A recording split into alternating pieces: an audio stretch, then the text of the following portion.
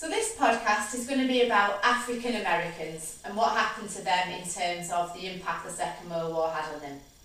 There's loads of podcasts you'll be able to look at that I've done about things like Little Rock High School, the bus boycott, all of those types of things. But this one is specifically on the impact of the Second World War. Blacks had played a huge role in World War II. In fact, 1.2 million served in the American Armed Forces, and Roosevelt was the first president to allow this to happen. When they came back though, they did expect to be treated differently because they put all that effort in the war, and they thought if they were willing to be able to fight and die for the country and put their lives at risk, the least they should be able to be expected to happen is sit in a white restaurant with white people. They really did want that to happen.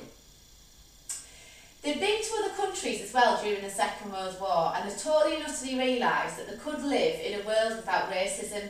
100,000 of them actually served in Britain, so they saw there was no segregation and very little racism over here. So when they went back to America, they thought, well, they could live a different type of life.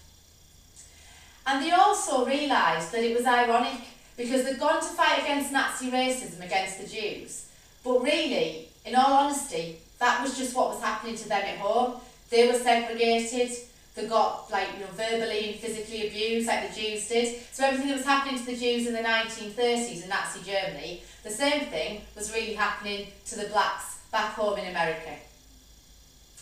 2 million had been working in factories as well during the war, so that's really significant. 2 million black people helped in the war effort at home. And the ones that could afford to, when there was obviously a lot of men away at war, they decided when they got slightly better jobs, or they moved to get a job more in factories and industries, they tried to move north because it was less racist, so they moved to the northern states of America.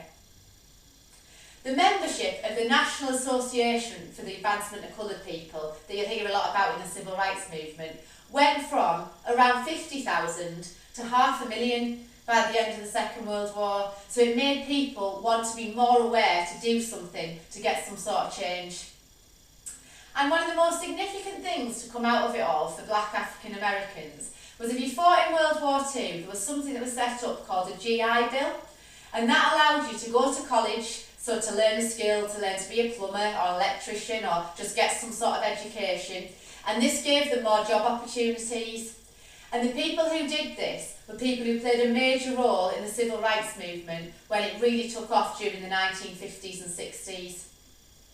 A little thing to remember though about their experience in World War II, and these are two fairly key points. There was still a huge level of racism.